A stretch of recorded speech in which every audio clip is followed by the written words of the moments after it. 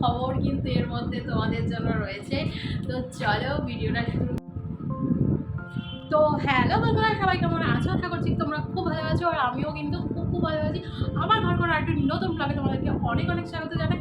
আশা করছি তোমাদের ভিডিওটা খুব ভালো লাগবে। ভিডিওটা পুরো দেখার জন্য কিন্তু অনুরোধ রাখলাম। তো চলো লেটস স্টার্ট ইট। তো আজকে তোমাদেরকে অনেকদিন বাদে সেই মানে খবর, সেই আমার মানে কি বলবো, মানে আমার জীবন রয়েছে এর মধ্যে বলতে গেলে। সেই আমার ব্লাড রিপোর্ট, আর সেই আমার মানে কি বলবো, এখানে এটা রয়েছে, এখানে ব্লাড রিপোর্ট রয়েছে, আর সেই ইউএসজি রিপোর্ট, যেটার মধ্যে রয়েছে অনেক বড় সুখবর। অনেক বলার আগে তোমাদেরকে জানাই অনেক অনেক কিন্তু ওয়েলকাম। যে যেখান থেকে দেখছো ভিডিওটা ভালো লাগলে অবশ্যই লাইক করে দেবে। আর আমি ভীষণ এক্সাইটমেন্ট তোমাদেরকে এই কথাটা বলার জন্য, মানে তোমরা আমার গালের হাসিটা দেখে বুঝতেই পারছো যে তোমাদেরকে কী বলতে চাইছি।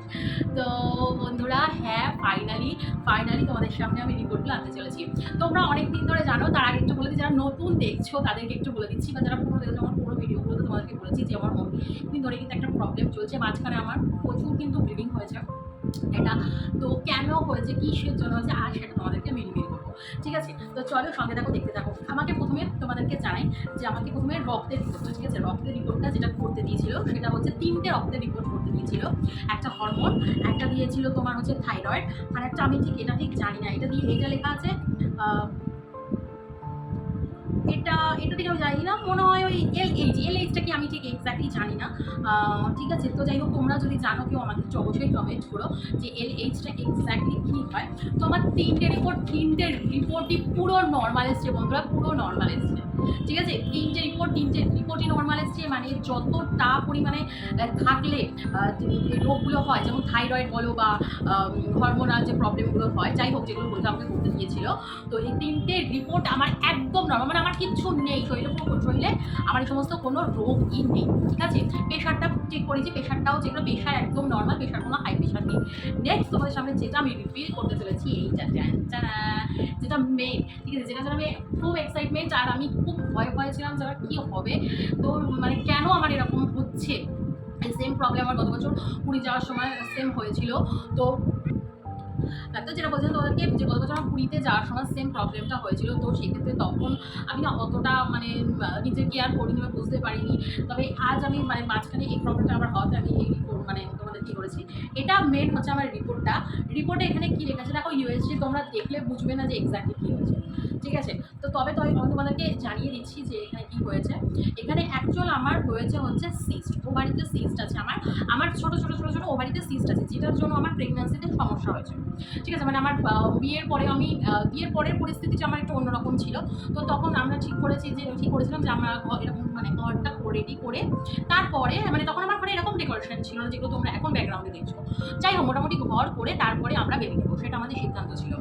আর যেহেতু বিয়েটা আমাদের ন্যাচারাল মানে নর্মালি যেরকম হয় সেরকম হয়নি, যাই হোক, সেটা আমি তোমাদেরকে অন্য একদিন করবো। তো এই ক্ষেত্রে তখন আমরা ভেবেছিলাম যে বেবি আমরা পরে নেবো। আমার ঠিক 4 বছরের মাথায় আমি বেবি নেওয়ার চেষ্টা করি, বেবি আমার আসছিল না, এই একটা কারণে সিস্ট। তখন আমার একজনের সাথে পরিচয় হয়, আমার হাজবেন্ডের কাস্টমার, সে আমাকে একটা সাজেশন দেয়, একজন ডক্টরের মানে ডক্টরের নাম বলে, তার কাছে আমি যাওয়ার পরে আমি 1 মাসের রেজাল্ট পাই, মানে আমাকে একবারই ওষুধ খেতে হয়েছিল আর সেবারই আমি রেজাল্ট পাই, আমি কনসিভ করি। তো সেক্ষেত্রে তারপরে কিন্তু আমার মোটামুটি কোনো আমার এখনও পর্যন্ত শরীরে আমার যে খুব যে একটা রোগ আছে, আমি একদম মানে ঠাকুর ইচ্ছা আমি এখনও পর্যন্ত সুস্থ, সত্যি কথা। কারণ প্রেশার আমার নর্মাল, হাই প্রেশার থাকলে নানান ধরনের রোগ হয়। আর এখানে যেটা হয়েছিল সেটা তখনও আমার ওভারিতে সিস্ট ছিল। তখনও ডাক্তারবাবু, যিনি আমাকে প্রথম করেছিলেন কনসিভের জন্য যে ওষুধ ছিল, তখন ডাক্তারবাবু আমাকে বলেছিলেন একটা আল্ট্রাসোনোগ্রাফি করতে হবে। তখনও উনি দেখেছিলেন যে আমার ইউটারাসে কিন্তু ছোটো সিস্ট আছে, একদম নমিনাল সিস্ট, ছোটো ওগুলোর মেন কাজ হচ্ছে কনসিভে প্রবলেম করে, প্রেগনেন্সিতে মেয়েদের এটা প্রবলেম হয় যাদের ইউটারাসে সিস্ট আছে। আর একটা হচ্ছে কি বলতো, তোমার ওই যেটা আমাদের প্রত্যেক মাসে রেগুলার মেয়েদের একটা রুটিন থাকে, যে মেয়েরা আটকা থাকে, মানে যেটাই বলতে চাইছি পিরিয়ড, যেটা আর কি এক্স্যাক্টলি ওই পিরিয়ডটাতে প্রবলেম করে, পিরিয়ডের সমস্যা করে। বাকি কিন্তু সিস্টে তেমন কোনো সমস্যা করে বলে আমার জানা নেই। তবে আমি অনেকে শুনি সিস্ট নাকি পরে টিউমার হয়, তারা নাকি এবার অপারেশন করে, এটা আমার জানা নেই। যাই হোক, ডক্টর আমাকে বলেছিলেন যে এটা দেখি, এটা আমি তো নর্মাল ডাক্তার দেখেছিলাম, এটা গাইনো প্রবলেম। তো আমার বলেছিল 6 মাস ওষুধ খেতে গাইনো ডাক্তার দেখাতে হবে। আমি ডাক্তার দেখাইনি, গাইনো ডাক্তার আমি দেখাবো না, মানে আমি কেন দেখাবো না, সেটা তোমাদেরকে একটু জানিয়ে দিচ্ছি, কারণ যদি কোনো রকম কোনো পরে সাইড এফেক্ট হয় ওই জন্য আমি এখন আমি ফুল ডায়েটের মধ্যে আছি, একদম ফুল ডায়েট যাকে বলি। ঘরের সমস্ত খাবার খাচ্ছি, বাইরের কোনো কিছু না, ময়দা জাতীয় খাবার বলে গেলে সব ওগুলো তোমাদেরকে একটা ভিডিও শেয়ার করবো। যাই হোক, একটু বলে রাখলাম যে আমি এখন ফুল ডায়েটের মধ্যে আছি, জিমে যাচ্ছি।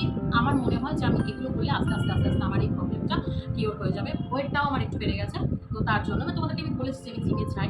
এবার যেহেতু অনেকদিন পর ভিডিওটা করছি তাই হয়তো তোমরা অনেকেই জানো না। যাই হোক, তো শর্ট ভিডিও তো আসছেই মোটামুটি চ্যানেলে, তোমরা দেখতেই পাচ্ছ।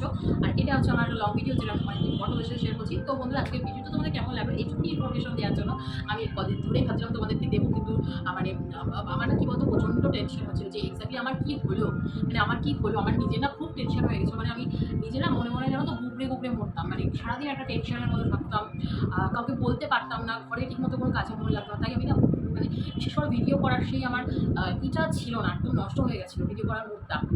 কিছু শর্ট ভিডিও করে রেখেছিলাম, ওই ভিডিওগুলোই যখন মানে পোস্ট করছিলাম। তো যাই হোক, এখন থেকে আবার রেগুলার মোটামুটি ভিডিও আসবে, তো দেখে নাও। এই আবার ফাইনাল রিপোর্ট, যেটাতে আমি খুব খুশি যে যাই হোক মোটামুটি সিস্ট। আর একটা কী বলতো, সিস্ট আমাদের মানে ম্যাক্সিমাম কিন্তু আমি যতটুকু শুনেছি সিস্ট কিন্তু বংশগত রোগ হয়, জানি না। এবার এটা আমি যতটা শুনেছি, আমি আমার নিজের ওপিনিয়নটা বলছি, আমি কিন্তু ডক্টর নই বা আমি এই ব্যাপারে আমি কিন্তু অভিজ্ঞ নই, ঠিক আছে। তো আমার পরিবারের লোকেদের সিস্ট আছে, তাই হয়তো আমার ইউটেরাসের সিস্ট হয়েছে। বা ইউটেরাসের সিস্ট অনেক সময় কী হয় না, হেভি খাবার, ময়দা জাতীয় কিছু খাবার দাবার বলো বা বাইরের বিরিয়ানি বলো, এই বলো, সেটা বাইরের কিছু তেলে ভাজা এগুলো খেলে হয়তো অনেক সময় সিস্ট হতে পারে।